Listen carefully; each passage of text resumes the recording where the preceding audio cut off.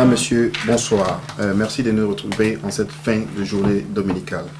Aujourd'hui, je reçois Madame Ouraga Kipré et Monsieur Sylvain Yaba dans le cadre de notre activité, de nos efforts de promotion des ONG, charités et organisations civiles francophones de la place. Madame Kipré est très active dans la communauté francophone depuis le début des années 90. Elle a à son actif beaucoup de projets et associations dont elle fut cofondatrice. De l'Union des femmes ivoiriennes, UFI, au réseau des femmes francophones. Aujourd'hui, elle dirige une ONG, je dirais une association appelée Rebuild. Nous leur avons demandé, monsieur et madame, de nous accorder cette interview pour faire partager leur expérience avec la communauté francophone ici au Royaume-Uni. Madame, monsieur, bonsoir. D'entrée, je suis tenté de vous demander, à vous deux, qu'est-ce qui a amené à choisir ce secteur d'activité? Qu'est-ce qui vous a amené à choisir ce secteur d'activité? Comme vous savez, je vais d'abord vous dire que je travaille avec le social depuis 1994. Et comme les enfants très souvent copient sur les parents, ma sœur aînée, qui est comme une mère à moi depuis Paris, elle fait déjà du social en tant que volontaire. Elle est beaucoup connue par les grandes charités au niveau de la France. Et c'est lorsque je suis venue, étant en France, je ne faisais pas du social, mais c'est lorsque je suis arrivée ici, il y a un Ivoirien qui était décédé, il a été incinéré. Ce qui n'est pas dans notre culture. Et après, il y a eu une Ivoirienne, elle est abbé. Elle s'appelait Eugénie Nabo. Elle est décédée ici. Je la connaissais parce que c'était une amie à ma jeune cousine. Donc quand elle est décédée, ma cousine est venue et a dit, mais ils vont encore incinérer une Ivoirienne cette fois-ci. Et j'ai dit, mais nous, au niveau de Paris, quand il y a ce genre de cas, les Ivoiriens et tous les Africains même participent pour rapatrier le corps. Elle m'a dit que non, mais ça n'existe pas ici. Donc comme je venais d'arriver, c'était un peu trop difficile parce qu'il y avait le problème de la langue, tout ça.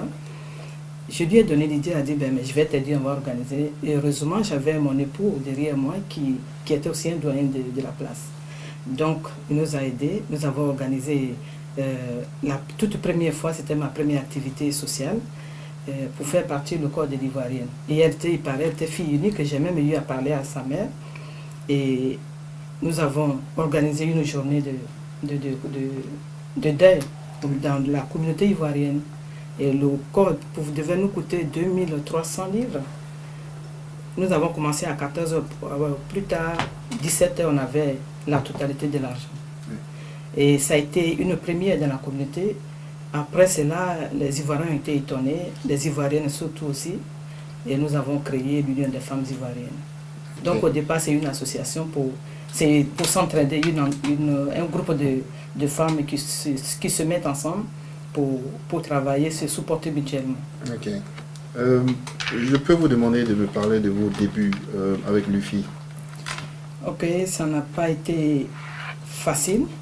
Au départ, comme c'était la première activité dans notre communauté, il y a eu des hommes, nos maris, des amis qui nous supportaient, qui nous soutenaient chaque fois qu'on devait faire notre activité. Et puis l'ambassadeur aussi, c'était M. Atumbré, qui était l'ambassadeur à cette époque-là. Il nous a aussi soutenus parce que par l'association des femmes ivoiriennes, il a découvert qu'il y avait beaucoup d'Ivoiriens dans ce pays, mais qui ne partaient jamais chez nous, qui est notre ambassade. Donc pour cela, il nous a beaucoup soutenus. Et quelques temps plus tard, un an plus tard, je me suis dit que c'est vrai, tu peux lancer l'idée, mais il peut y avoir quelqu'un, par exemple, parce que nous sommes en démocratie, des femmes peuvent accepter une autre fille, une autre femme par rapport à moi. Donc j'ai dit, bon, mais ça fait une année que je suis là, j'ai été autoproclamée présidente. Il faut maintenant qu'on passe par les élections et puis voir si les Ivoiriennes, si elles aiment ce que je fais, je serai reconduite ou alors ce sera une autre. Et là, je me suis trompée parce que ça a cassé le mouvement. Il y a eu la division totale, il y a eu un autre groupe qui a été créé, qui est les femmes Tout d'Ivoire Femmes. Sinon, la première association dans la communauté ivoirienne, c'était l'Union des femmes ivoiriennes. Ok, bon, ça c'était plus ou moins à vos débuts. Aujourd'hui, vous avez une nouvelle association. Est-ce que vous pouvez nous faire étalage des projets que vous avez et nous dire dans quel secteur d'activité cette association-là opère? Ok, donc de l'Union des femmes ivoiriennes est né le réseau international des femmes francophones, où il y avait déjà 10 pays, mais malheureusement pas pour question de financement. Au départ, nous avons été soutenus par qu'on appelle le Borough de Savap. Et après, comme il n'y avait pas de soutien continuel financièrement, les femmes ont été dispersées. Mais de ce réseau international des femmes francophones est né un projet qu'on a appelé French Learning Support, qui est une activité purement éducative pour les enfants. On se faisait after school. Quelquefois, j'emmenais il y a des enfants qui viennent d'arriver qui sont des familles francophones et qui ne parlent pas déjà le français quand ils arrivent aussi. Donc j'emmenais des Ivoiriens, ceux qui, comme des volontaires surtout, mais ils étaient soutenus financièrement par le Borough, dans les écoles pour soutenir les enfants. Donc il y avait dans la journée où il y avait quelque chose comme classroom assistant, que les enfants qu'on faisait, et les samedis on avait after school, où il y avait la musique, les enfants apprenaient à jouer au piano, d'autres qui faisaient les homework, et puis il y avait la danse folklorique pour que les enfants connaissent nos cultures. Et après, ça a duré pendant 4 ans, de 2000 à 2004, et c'était financé. Tous ceux qui travaillaient dans le projet, ils étaient pris en compte par le Borough de Lambeuf. Et puis il y a eu aussi National Lottery qui finançait aussi pour le projet. Donc c'est vrai qu'on faisait du volontariat, mais les enseignants surtout, ils étaient tous payés, tous rémunérés. Et rémunérés. Et c'est après 2004 que j'ai transformé le French Learning Support en Rebuild. Et le Rebuild, son objectif premier, c'est d'aller... Il y a eu, comme j'ai fait du social, j'accompagne, je suis beaucoup en contact avec les familles. Et il y a beaucoup d'enfants francophones qui sont aujourd'hui dans les prisons, qui sont en détention. Donc, j'ai vu que par French Learning Support, on a eu quand même beaucoup de contact avec les parents. Donc, j'ai mis Rebuild, qui est reconstruit. Nous soutenons les parents qui ont des enfants en prison. On va avec eux en prison pour les assister. Quand ils ont les procès, par exemple, quand l'enfant doit passer devant le tribunal, on les assiste aussi, on les accompagne. Voilà, je m'excuse de vous interrompre, mais ça c'est un projet très intéressant. Quand ils sortent de prison, est-ce que vous aidez à l'insertion dans la vie Exactement, voilà, c'est pour ça qu'on a dit Rebuild. Parce que quand les enfants sortent, je m'excuse de le dire, mais c'est quand même la vérité. Très souvent, les francophones ne se mélangent pas avec la communauté anglaise. Donc il y a beaucoup de choses qui nous échappent. Donc quand les enfants sont déjà en prison et qu'ils doivent sortir, nous-mêmes on cherche aussi les avocats pour les soutenir. Et avant ça, maintenant nous cherchons les centres d'insertion, par exemple, pour faire les trainings. Parce que l'enfant peut-être a fait 3 ans, 6 ans en prison. Donc la scolarité, et puis il n'y a pas une école qui peut l'accepter désormais. Mais il y a des centres de formation. Donc nous aidons les parents à orienter. On voit la MP pour pouvoir orienter ces enfants-là. Okay. Je vois l'effort que vous menez, enfin plus ou moins que vous vouez à la tâche. Est-ce que vous pouvez me dire si vous avez les moyens de votre politique? Bien sûr, parce que comme je le disais, l'activité, depuis la création de l'Union des femmes ivoiriennes, d'abord toutes les activités de l'Union des femmes ivoiriennes ont été financées par Lambeuf Borough. Et puis la commune de Lambeuf. Et puis la commune de Savap. Ça a été financé. National Lottery, et ça finance tous les projets sur London Wide, comment dire, sur l'étendue de l'Angleterre. Donc, ils nous ont beaucoup aidé. Mais c'est surtout Lambeuf qui nous soutient régulièrement dans nos projets.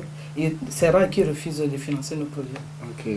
J'ai ouï dire que vous travaillez aussi dans un autre secteur qui est celui des orphelins de guerre. Et ça, en Côte d'Ivoire ou ici? Oui, ça dit que c'est le Rebuild. Le Rebuild, c'est une ONG. Et ça aide les enfants pour l'instant ici. Mais quand il y a eu la guerre en Côte d'Ivoire, pour être honnête, on n'a pas intervenu de façon active pour pouvoir donner des dons. C'est-à-dire les dons qu'on donnait, ce n'était pas au niveau de Rebuild, mais on participait, par exemple, il y avait des cotisations par, comment on appelle l'organisation, qu'on appelle la coordination. Il y a eu le FPI, il y a d'autres organisations. Parlant de coordination encore, monsieur Yaba, quelle est la différence entre ce que fait la coordination et ce que vous faites? Vous travaillez ensemble? Oui, nous travaillons de concert, en fait. Ouais. Mais dans quel cadre portez-vous votre action?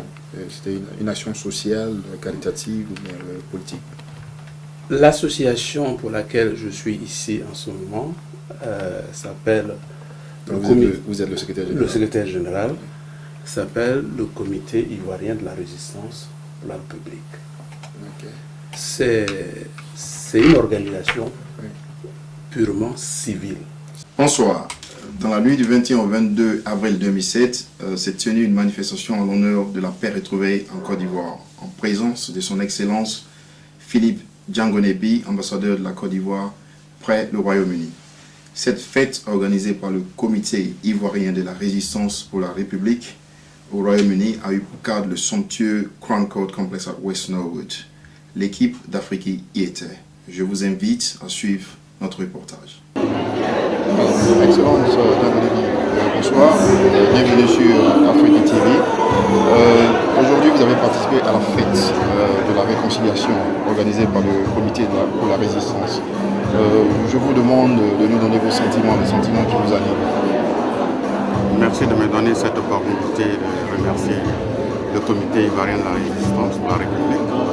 Je pense que c'est une fête de la réconciliation, c'est une fête des Ivoiriens qui se sont retrouvés parce que l'espoir renaît et je pense que dans un esprit de conciliation et d'apaisement, tout le monde est prêt à prendre le nouveau départ pour que la Côte d'Ivoire redevienne ce qu'elle était avant le 19 septembre 2002. Merci, Votre Excellence. J'espère que votre message est entendu. Merci beaucoup. Au revoir. Madame Kipré, merci de nous recevoir encore. Aujourd'hui, après avoir participé, organisé cette fête, je dirais, nationale que nous vivons ici, la fête de la Côte d'Ivoire, quels sont les sentiments qui vous animent? Mais je peux dire que c'est une réussite parfaite. Parce qu'on a eu pas mal de difficultés, écouter des partis politiques qui ont désisté hier à 23h et tous. C'était un peu triste, mais quand même, les Ivoiriens sont venus. Et le message de paix que nous voulions faire passer, je pense qu'ils l'ont entendu. C'est ça l'essentiel. Je profite de l'occasion pour vous dire de la part de Afrique que la fête a été belle. Et je vous lance nos remerciements. Monsieur Kipré, bonsoir. Merci de nous accorder ce moment. Vous avez participé à organiser cette fête-là, que je dirais une fête nationale pour nous qui vivons ici au Royaume-Uni. Quels sont les sentiments qui vous animent? Le sentiment qui m'anime, c'est un sentiment de réjouissance, en ce sens que depuis un certain moment, ici, dans la diaspora, c'est une des premières qui, depuis après à peu près 5 ans de guerre, on a réussi à rassembler les partis politiques de différents bords. Une chose qui ne s'est jamais produite depuis environ 5 ans. Et je retrouve en cela une réjouissance, disons, avec une idée nationale. Je vous remercie. Monsieur Yaba, vous venez d'organiser avec brio la fête de la Côte d'Ivoire. Je peux vous demander de nous donner vos sentiments après cette soirée si réussie. Merci de m'accorder ce moment. En ma qualité de secrétaire général de cette organisation, je puis vous dire que je suis satisfait, pleinement satisfait. Pour la première fois, on a pu réunir tous les partis politiques, toutes les associations de la place, juste autour d'une unité nationale qui a été chantée tout le long. C'est une joie. C'est une joie. Je vous remercie. Merci. C'est une parfaite satisfaction à l'idée de savoir que nous sommes en train de fêter parce que la paix est en train de revenir au Côte d'Ivoire. C'est une parfaite satisfaction, c'est une joie qui m'anime que nous espérons. J'espère que votre appel et votre message a été entendu. Je profite de l'occasion pour vous remercier et bon retour au Moulin d'Ambion. Merci à vous aussi. Rose, bonsoir. Vous venez de participer à la fête de la Côte d'Ivoire. En tant qu'artiste, quels sont les sentiments qui vous animent ce soir? Oui, bonsoir. Les sentiments qui m'animent ce soir, c'est que je suis très heureuse parce que vraiment, on est très fatigué de cette guerre-là. Et donc, quand on nous dit aujourd'hui c'est la paix, et vraiment on est tous animés pour fêter cette paix. Merci.